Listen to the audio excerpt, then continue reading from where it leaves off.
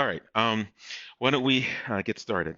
So, where we last left off, we talked about neural network operation, and we painstakingly went through the description of all the variables corresponding to the weights, as well as various key points in the graph for the neural network.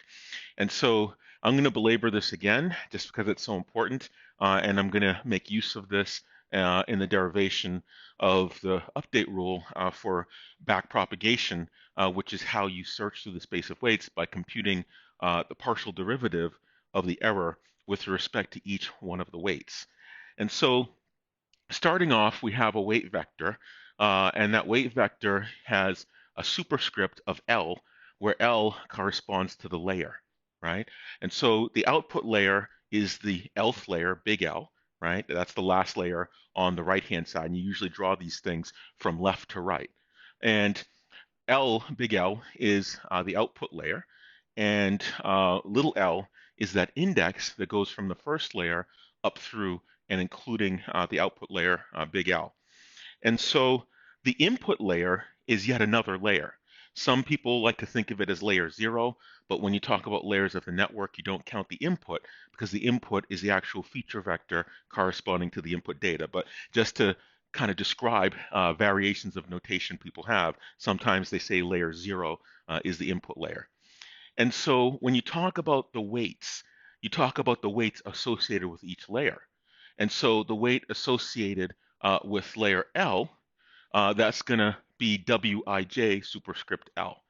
Now, the J corresponds to the individual, I'll call them nodes or neurons, and the dimensionality of a neuron for the input, rather the nodes at a particular layer, the Lth layer, little l, that's going to be indexed by J.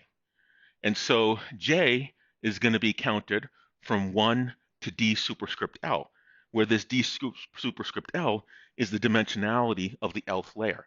And so for layer L, little l, it has a dimensionality, D superscript L, and that counts or enumerates the number of nodes at that particular layer. So we have the layer weights for the Lth layer, and then we have D superscript L as the number of nodes at the Lth layer. Does that make sense? So now the layer just to the left of, or just below the Lth layer, that's layer L minus 1. And from the perspective of layer L, when you count or enumerate the number of nodes in the layer just below the Lth layer, L minus 1, you use subscript I. And so layer below the current layer, the outputs of that layer serve as inputs of layer L. So the outputs of layer L minus 1 will be the inputs of layer L. And if we're talking from the perspective of layer L, well, layer L minus 1 has D superscript L minus 1 many nodes. That's the dimensionality of layer L minus 1, which serve as inputs to the nodes in layer L. Does that make sense? And so you'll notice here this variable I will index over all of the nodes covering the dimensionality D superscript L minus 1 of the inputs that are going to serve as inputs to layer L. And those just happen to be the nodes of layer L minus 1. And you'll notice here, I doesn't go from 1 to D superscript L minus 1. I goes from 0 to D superscript L minus 1. And the reason why I starts at 0 for the inputs layer below layer L is because we have this bias term, right? When we did the perceptron for the and the or, we included this constant, right? And that's like your x naught, and you're going to have some w naught, which is the edge weight for that x naught. Does that make sense? Okay, so the weights associated with layer L, well, in layer L, you're going to have some number of nodes. You're going to have D superscript L many nodes. And for each node, it's going to have a weighted sum for each of the D superscript L minus 1 nodes that are inputs to it. Does that make sense? Okay. So If you think about it, let's say we have layer L. So this is layer L. And let's say layer L has some number of nodes, and layer L minus 1 has some other number of nodes. Now, of course, L minus 1 serve as the inputs for layer L. And so if we were to look at, let's say, the inputs from layer L minus 1 to layer L, let's just take that first node in layer L, and I'll just draw those edges. So we have here, each one of these edge weights can be represented as a vector. Let's call that WI, and it's going to be 1, right? Because it's input to 1 in layer L. That's going to equal some vector of weights, and the first weight is going to be W 1 superscript L, W 2 superscript L, W 3 superscript L, up to and including W D L minus 1, comma 1 superscript L. Does that make sense? So these would be all of the input, all the weights associated with layer L that are from all of the D superscript L minus 1 nodes in layer L minus 1, which serve as inputs just for that one node, that first node in layer L. Does that make sense? So then if you do that for all of the layers, you have this vector that I just drew. You'd also have the input where it's WI2, you're going to have WI3, and so forth. So let's assume the two layers, L and L minus 1, had the same dimensionality. What does this result in? It results in all of the layer weights for layer L is going to be a matrix consisting of a vector WI1, WI2, dot, dot, dot, up through WI D superscript L. That makes sense? Where each row represents the weights for associated with that particular node for layer L. Does that make sense? And so when we talk about a tensor, a 2D tensor is a matrix associated with each layer, each node in layer L corresponds to a single row of this matrix. And so if you look at all of the weights for layer L, that's going to be a matrix, and the number of rows is going to be the dimensionality of layer L. The number of columns is going to be the dimensionality of layer L minus 1. Does that make sense? Okay, so if you're going to take the weighted sum of the outputs of layer L minus 1 times the weights that are for each node, you're multiplying a vector times a matrix. Because for layer L minus 1, those outputs, you have D superscript L minus 1 outputs. So you're going to be multiplying each one of those outputs, which is a vector, times this matrix to get you all of those weighted sums, the S's. Does that make sense? So that's why TensorFlow is a thing. You're doing a lot of matrix operations, and why deep learning is very effective. There were a bunch of advances, as we had discussed before. You had GPU computing, and GPU computing started out just for graphics, but what is graphics? It's a lot of matrix operations. And so they opened up GPU cards, graphics processing units, for doing arbitrary matrix vector operations. Okay? All right. Any questions about this? All right. Great. So we have our layer weights, and each output for a particular node, the jth node in layer L, is going to be some weighted sum. These are our weights of the inputs coming from the layer below. So we have a vector of inputs, and we multiply by this matrix of layer weights for layer L, and we end up with this signal Sj superscript L, which is the weighted sum of each one of those input weights times the inputs themselves from the layer below. So we take that sum, S, and we compute over that our nonlinear function. And in the book, and in our case, the nonlinear function we're using is the tanh, or hyperbolic tangent. Okay? Does that make sense? Any questions about this? Okay. So what happens then? When we run this neural network, we're actually computing h of x, some hypothesis. And the hypothesis in question is parameterized or defined uniquely by the particular choice of all of these layer weights collectively over the whole network. So if you can imagine one of these matrices for every single layer, you start to get quite a few parameters, right? And the number of parameters increases with the depth of the network, right? The rank of these matrices, these weight matrices, is going to change depending on the dimensionality of each layer. Okay? All right. So we take our input and we attach the input through the layer 1 weights, and we take our input as nodes, and each feature from that input is going to be multiplied by the layer 1 weight to give us a weighted sum for that first layer's nodes. Okay? All right.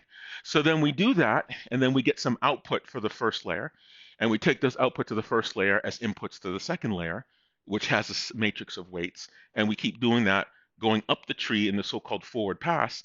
And we make the assumption in this example that the output layer, the big ELF layer, the last layer, only has a dimensionality of 1.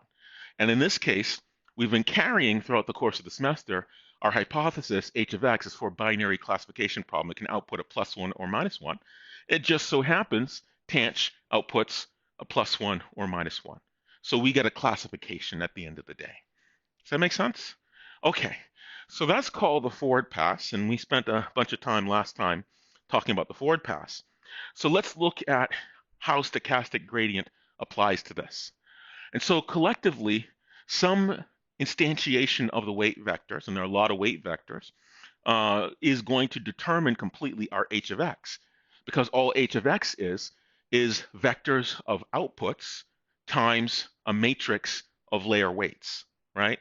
And so every instantiation you have of this matrix of layer weights throughout the entire network is going to uniquely determine your h of x. And so h of x is really nothing more than a special type of function, class of functions. It's a weighted sum passed through a function, your tanh function, your nonlinearity, your theta, and then those functions are composed as weighted sums that are input to another set of functions, and then those outputs are composed as a weighted sum into another function. So it's just really a set of successive compositions of weighted sums. Okay? So that, yes, it's a type of function, the same way we can say the class of degree 100 polynomials. That's another class of functions or family of functions.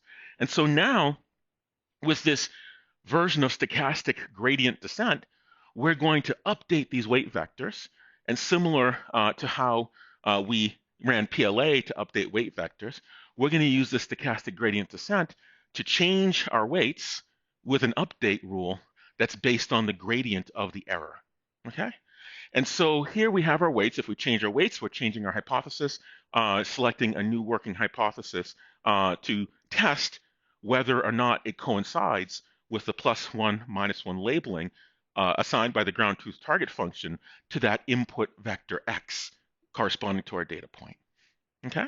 So here we have our weight vector, and now we need pointwise error. And this pointwise error is just going to be some measure of the difference between our ground truth class label yn corresponding to input variable xn, our data point. And this can be any function, but certainly it should be convenient or amenable to computing the gradient, right? Smooth and differentiable. And so this error is often written as a function of the weight vector w, because you have a different error corresponding to the nth data point, depending on what your hypothesis your hypothesis is, your working hypothesis. A different hypothesis results in a different error. Some hypotheses result in the same error. Some hypotheses result in a different error depending on the dichotomies that they're able to generate. Okay, so to implement stochastic gradient descent, we need the gradient, as the name implies. And so we're going to take the gradient of our error, the output of this network, our h of x, with respect to each one of these parameters. Now, this gradient, because we have so many parameters, we need the partial derivative. We're going to look at how responsible each one of these individual parameters is in contributing to the error, that difference between h of x's output and the ground truth labeling assigned by the target function. So we compute this for every single choice of I, the input node, J, the output node, and L, the particular layer for the layer weights. And so that's a lot of partial derivatives. That's a lot, even for a relatively small network. And you could take a number of approaches for calculating this. If you could, do the whole brute force method, it would take you a really long time to do. But you could write that compositional function, weighted sum, run a function on a weighted sum, composed with weighted sum of a function, weighted sum of a function. And you could actually compute these in closed form. It would take a really long time. It'd be very complex, many opportunities to make a mistake. But there's nothing technically wrong with that. It's not practical, but there's nothing technically wrong with that. But what this approach to stochastic gradient descent called backpropagation does, it makes clever use of pieces of information that you already have. And moreover, it takes this information piecewise, one layer at a time, filling in information very efficiently because you're handling one layer at a time's worth of computation. Does that make sense? Okay. So to implement stochastic gradient descent, you need to compute this gradient or partial derivative of the error with respect to this particular choice of hypothesis with respect to each one of these individual parameters W. Okay. Any questions? No? All right. Now I'm thirsty because it's warm.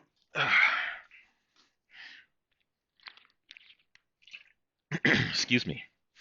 So, how do we do this?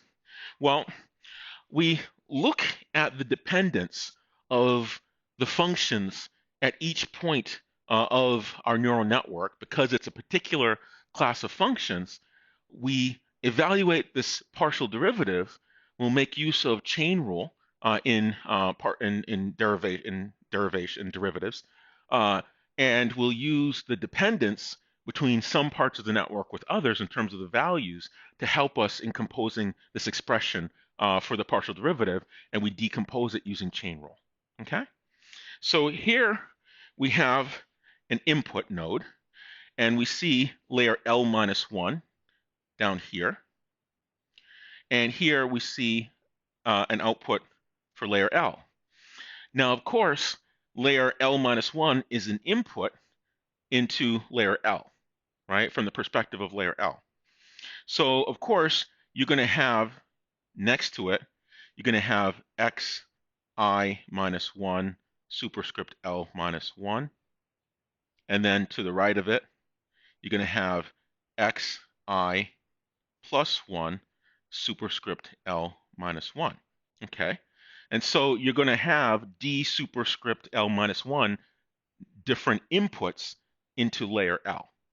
Okay, so if we look at how we compute, we want the error with respect to wij. This is wij superscript L.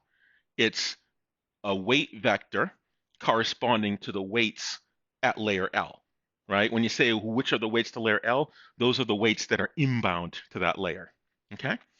Okay, so if we look at that dependence, we look and we see, okay, well, here we have a weighted sum S, and that weighted sum S is dependent on each one of those X's from the layer below.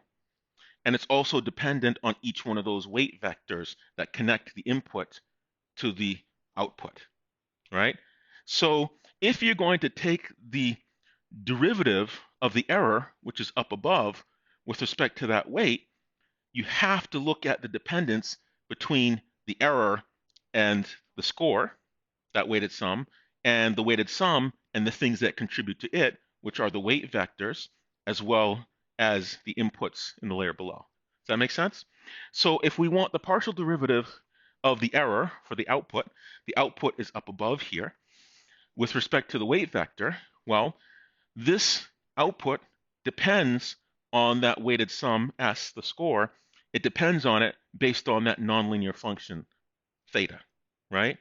So in order to compute the derivative of this output with respect to Wij, we first need the derivative of this output with respect to the score, that weighted sum, Sij. And now we say, okay, well, what does that Sij depend on as it pertains to the weights? It depends on the inputs because you need the weighted sum, the weight times each of those inputs, to give you that Sij. So you still want that derivative with respect to the W. So we say, okay, well, we need this Sj superscript L, the score for node J in layer L. We need that partial with respect to Wij. Does that make sense? Okay. So now we have this decomposition and we use the chain rule, but we let the architecture of the network looking at the dependencies of each one of these values along the way, the input, the weight, the weighted sum score, the nonlinearity theta, and then the output for a particular layer. Does that make sense? Okay. So now let's actually look at these terms in the decomposition for the chain rule. So let's first look at this partial derivative of the jth score, the score for the jth node for layer L, that's Sj superscript L, and we take that partial with respect to Wij. Now, of course, we're going to have a Wij superscript L to the left, to the right, and we're going to have some number of them, right? But in this weighted sum, Sj superscript L, the jth score for node, the jth score in layer L, only one of the terms involves Wij superscript L, right? Because the term to the left is I minus 1 j superscript L. The term to the right is I plus 1 j superscript L. So if you have a sum of weights times inputs, and only one of them has that Wij superscript L, that means everything else looks like a constant and goes to 0 under that partial derivative. Does that make sense? Okay. So now what that means is that the only term we're concerned about is that term that says xi superscript L minus 1 times Wij superscript L. That's the only term that's going to be non-zero when we evaluate this partial derivative Sj superscript L with respect to Wij superscript L. Does that make sense? Okay. So we do that. Well, it's a partial with respect to Wij superscript L. Well, it's raised to the 1 power. This looks like a constant. So what are we left with? This goes to 0 power, and we're left with xi superscript L minus 1. Okay? So that's this part of our chain rule. That's xi superscript L minus 1. Let's consider now the other part of this chain rule. That's the dependency of the output, the error, with respect to that score Sj superscript L. Okay? So what we're going to do is we're just going to give it a summary, and we're going to call it the delta, right? Delta J, it's the delta for the jth node in layer L. And this is going to be our representation for that linkage between the output for node J in layer L and that input to that soft boundary theta for that jth node at layer L. Does that make sense? So we're just going to call this the delta, delta for derivative. Okay? All right, any questions about this? Does that make sense? Okay, so let's go forward and continue on.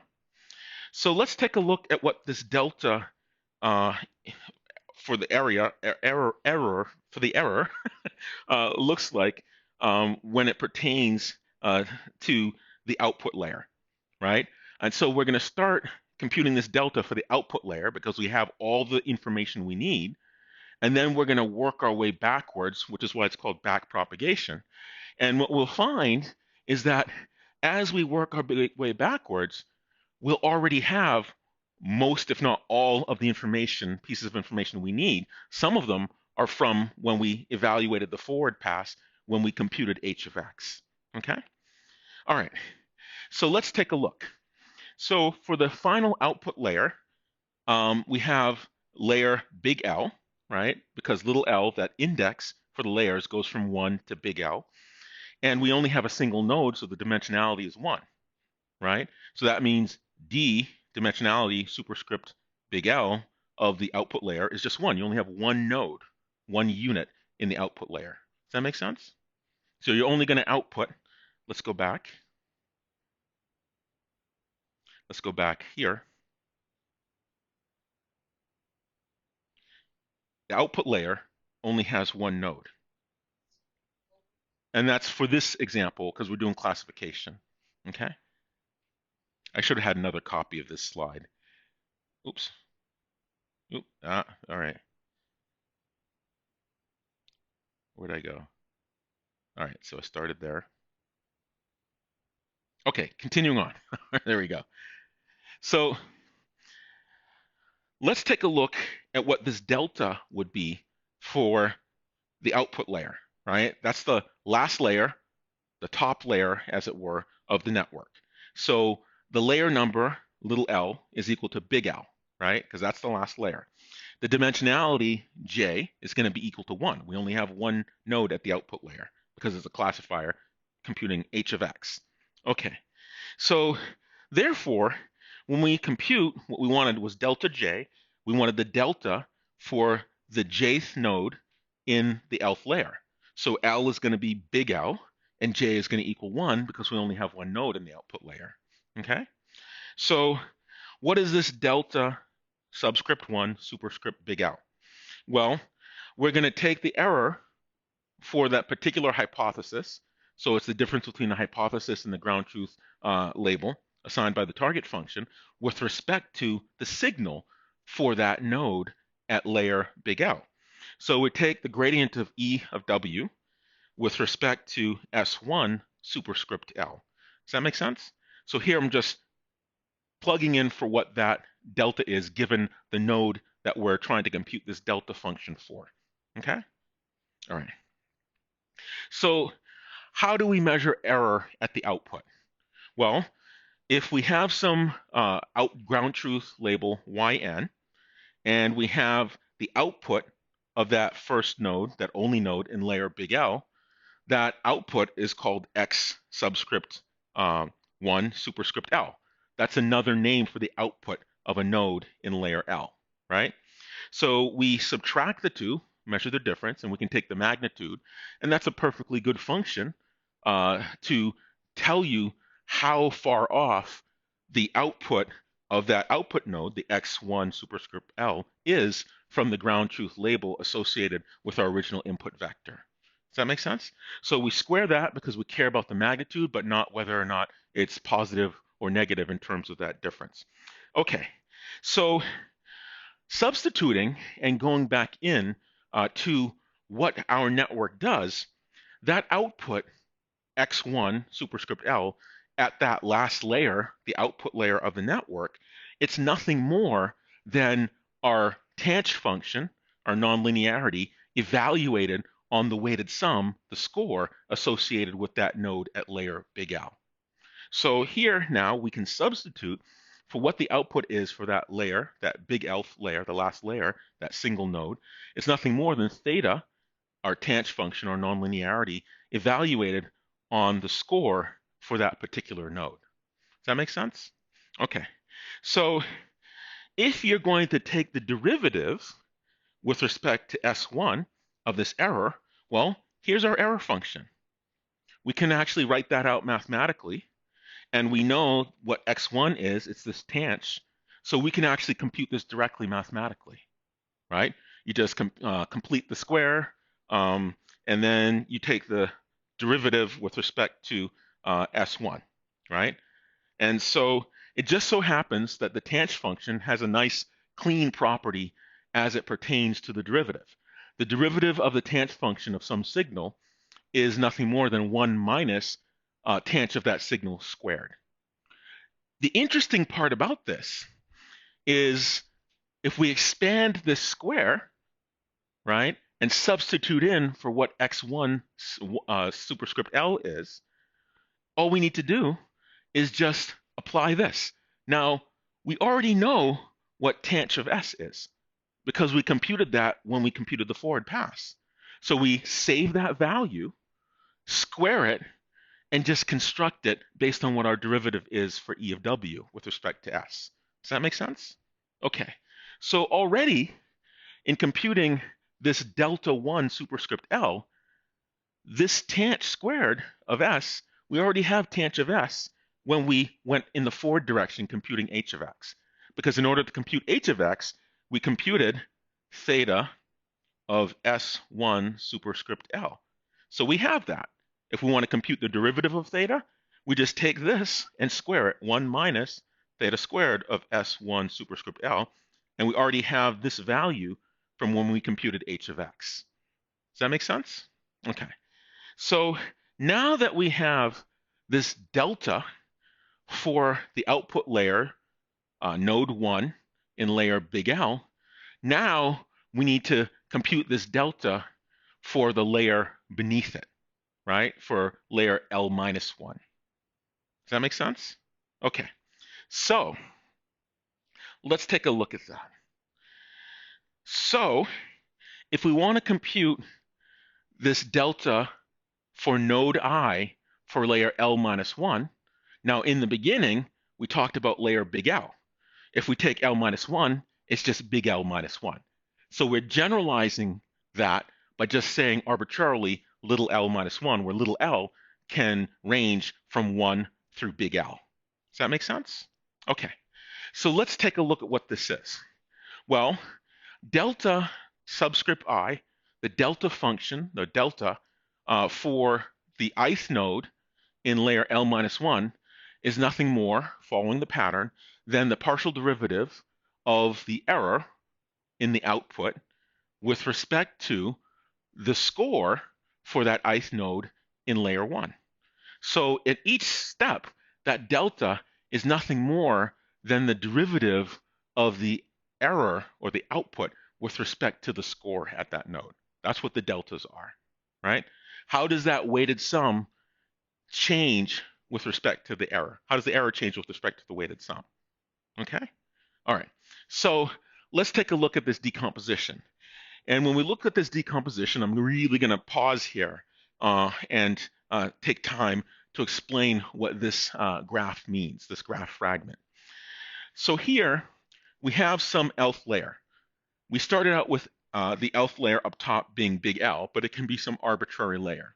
And we want to now say, what is the error, the partial derivative of the error with respect to the score at the layer below? So here at the layer below, we have some score, right?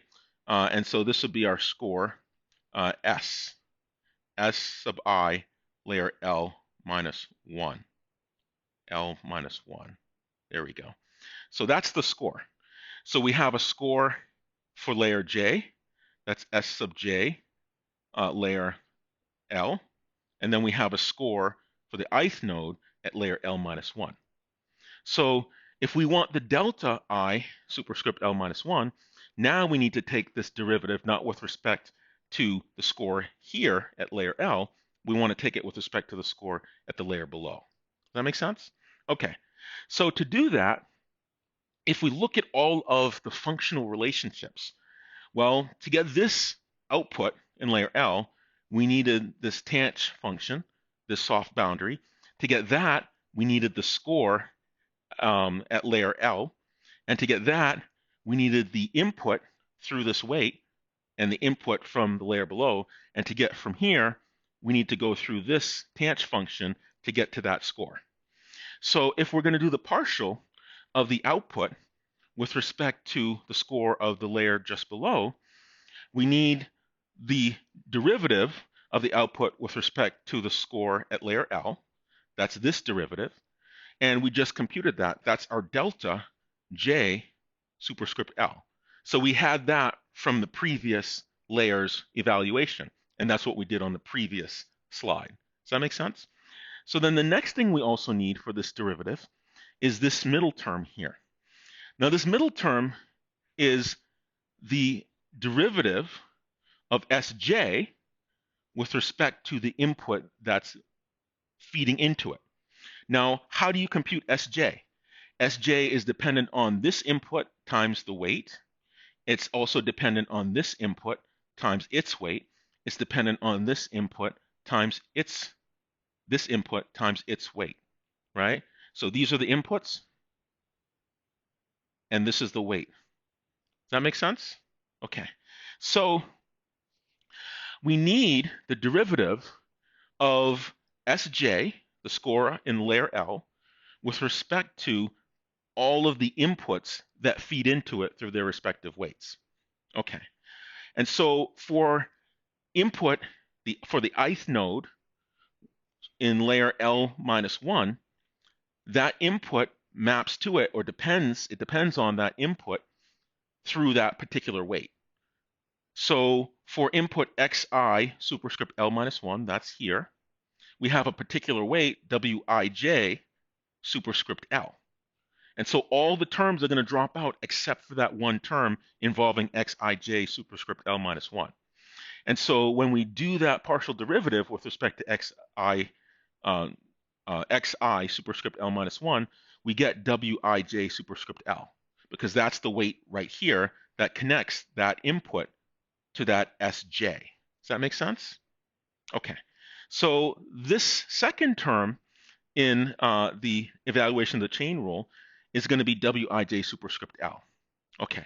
So now that last part, we need some derivative to complete the chain rule that relates the input for the ith node at layer L minus 1 to the score for the ith node in layer L minus 1.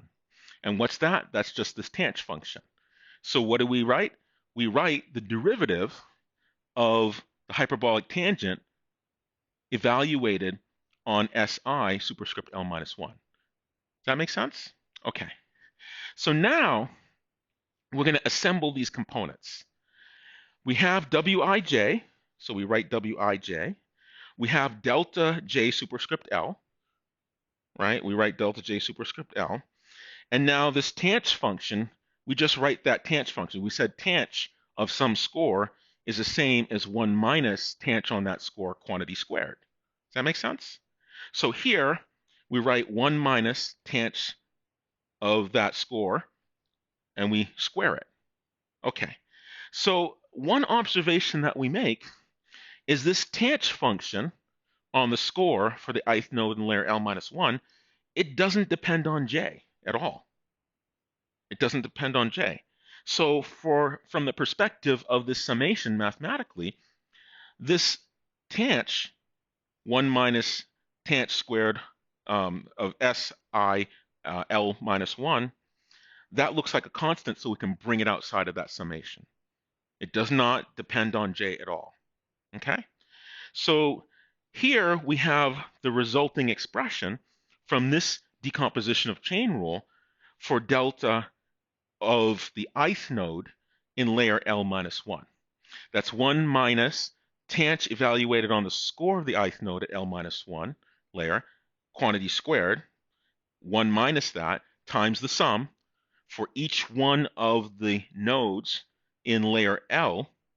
We're going to compute the weighted sum of those deltas for the nodes in layer L. Does that make sense? So the interesting part about now computing this delta I superscript L minus 1 is look what we already have. Well, when we did the forward pass in evaluating h of x, we computed tanh of Si L minus 1, we computed that, and when we calculated what Xi L minus 1 was. We did that in the forward pass. So we already have this value of tangent of Si L minus 1. All we need to do is hold on to it in a data structure and then square it. And then we already know what Wij superscript L is because we have those weights from the forward pass. It's just the current weights for that Lth layer. And then we already know what delta J superscript L was from when we did this computation for the layer above. So what happens here when we're computing this delta for the layer below? Well, there's some information that's going to be sent to the node below by the node above. The node above says, here are the weights, and it says, here is my delta. Now, you compute, knowing what your tanh function was, you compute what your delta should be. That's the flow part of TensorFlow, right? It's the sending of information. You can imagine if each node were implemented as a peer-to-peer network, and each peer computed its delta and its h of x, its output, its tanh of the score, and in the forward pass, you propagate. These peers have connections to one another. You propagate from the input for the first set of peers for layer 1, then the second set of peers, and then you compute the error, and then you send backwards back to the network among these peers. So each node below needs to know the weights of the layer above and the delta of the layer above. It already knows what its theta of its score is. It has everything it needs to compute its own delta.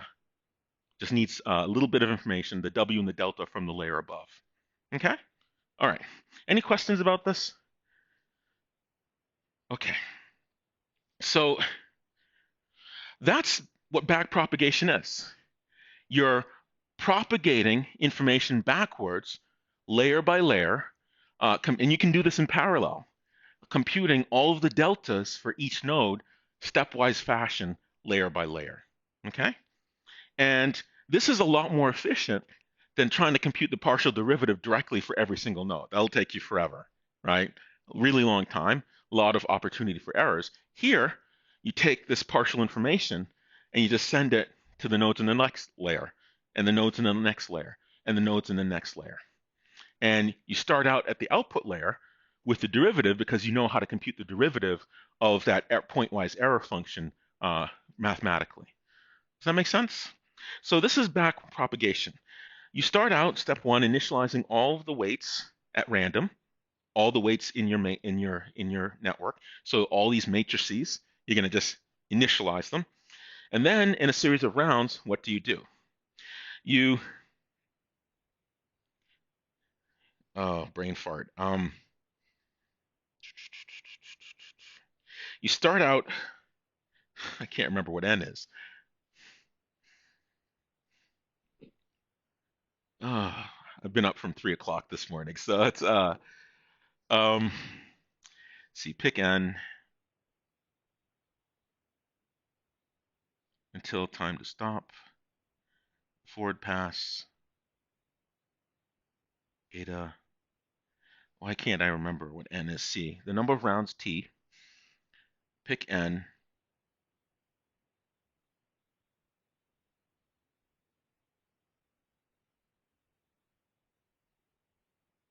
Iterate to the next step.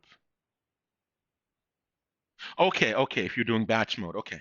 So you pick for in a number of, okay, so you initialize your weights, and I'll just have to edit this out. So you initialize your weights randomly, and that gets your network started for your initial hypothesis, h of x. You pick some number of examples, and you compute the forward pass for all of your examples going forward from the input to the output. So you do this h of x in the forward direction. Okay. And so then once you get the output, you compute that partial using the error at the output node. And then in going backwards, one layer at a time, you compute your deltas. So you start with the delta at the big ELF node, the output, and then you go L minus 1, L minus 2, L minus 3, and so forth. Each time you're propagating the weights and you're propagating the delta. And then once you at a lower layer node, you take the delta and you take the weights and you compute your delta and send it backwards. So you go forwards with your data, one data point, and then you get your output, you compute your deltas, and you send them backwards. Now, each time you come to a weight vector at a node for a layer, you update your weight in the following fashion. You take your weight value, is your old weight value, Wij superscript L, at that layer, and you're going to update it an amount equivalent to eta, a learning rate, like 0.1, 0.01, 0.05, times the output at the current moment times that delta, right? And so, excuse me, output times that delta. And so you're going to update that weight, this proportion, through subtraction, right? And then over time, some weights will get smaller and smaller and smaller. Some weights may get larger and larger and larger. Does that make sense? And so you keep doing this until it's time to stop. And this time to stop can be based on a number of different approaches. You could have a fixed number of iterations, or you could look at your error and see if the change in error is negligible. Like, say, if the error changes by less than 5%, then it's time to stop because it's not enough of a change to warrant further searching for a better hypothesis. Does that make sense? Okay. Yes. Uh-huh. At the top or the bottom? Output layer. Ah, so this update at the output layer, you have this error. And so at the output layer looks like the following. You have your output layer, it's a single layer, right? And that's your h of x.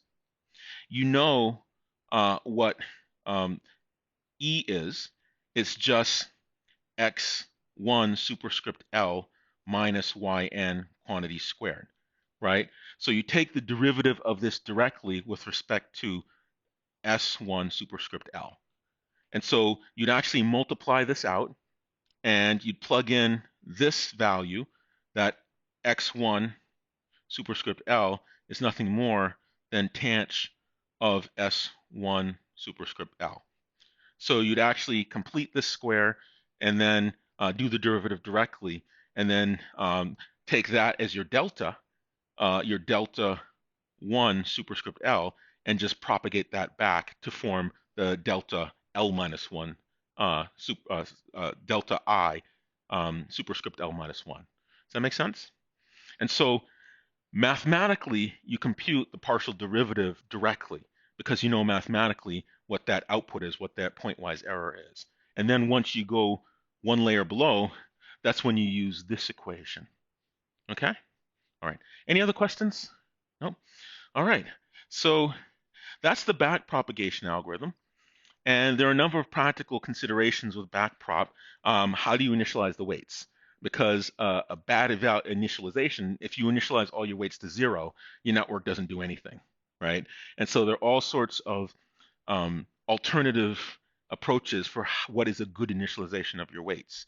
And there are other things that say, okay, if your weights get too small, just do what's called weight decay. If your weight is very, very small, just call it 0. So you're basically shutting off that edge weight, which effectively lessens the complexity of your model because you have fewer parameters as some are shut off to 0. Okay, so that's backpropagation. It's very efficient.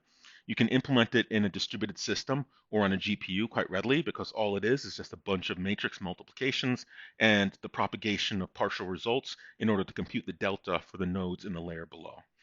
And everything else, you already have that information as a result of the forward pass. Okay? All right. Any questions? No? All right. So this is a neural network, and oftentimes people try to interpret what the network means. And it's often thought of that the lower level layers are extracting features, right? And so if you think about it, if each one of these lower layers is some nonlinearity imposed over a linear combination, that's a type of function, right? And that function is over that data, and you can think of it as describing or abstracting some aspect or feature of the low-level data. And then at the second layer, you can think of that as some aggregation of those low-level features. So for example, the first layer might extract pixels from an image. And then the second layer puts those pixels together to define lines or edges. And then the next layer takes those lines or edges, puts them together to form shapes or depict shapes. And then you put those shapes together and you have something that looks like a face, right? And so as you go from the lower level layers to the top layers, you're basically aggregating increasingly complex functions through linear combinations and a nonlinearity. Does that make sense? Because a linear model, a line, a linear model is just a line in the plane. Now, if you aggregate lines in the plane, you can put those lines together and make a shape. If you aggregate those shapes, well, you can make maybe a smiley face, right? It's just a bunch of small lines aggregated together. And so essentially what this is doing, it's learning features or representation in addition to the classification, right? And people have done all sorts of amazing things with neural networks. The deeper you go, or the taller your network, the more complex the hypothesis is, and you can describe all sorts of stuff. Really, really amazing performance. But the consequence of that, you can't get past VC dimension. Most of these, or many of these deep learning problems, all of them, it all starts with a large amount of data. And that's because you have to pay for that complexity, and you pay for it with a large size for your set of in-sample points. Okay? All right. So with that, I will end there. That's all I had to say. And I am now done, and your spring break is almost ready to start.